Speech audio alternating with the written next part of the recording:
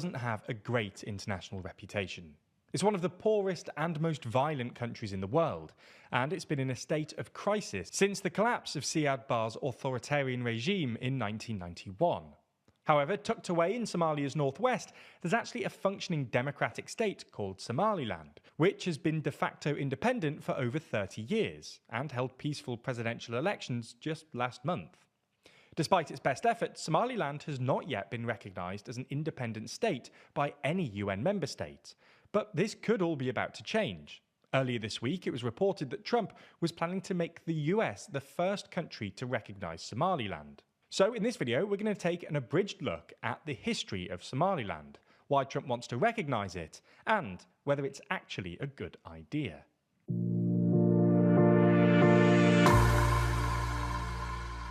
Before we start, if you haven't already, please consider subscribing and ringing the bell to stay in the loop and be notified when we release new videos. So, to understand this story, you need a bit of context about Somaliland.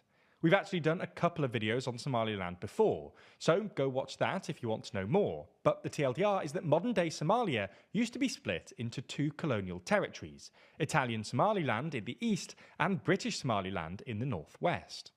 In 1960, British Somaliland became the independent country of Somaliland, to be recognised by 35 other UN members. 5 days later, though, Italy gave up Italian Somaliland, and the two immediately united to become the Somali Republic, which is what we now call Somalia.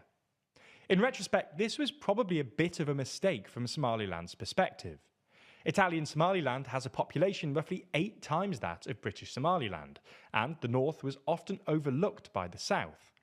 Somalia's first constitution, for example, only passed in 1961 because it had overwhelming support in the south.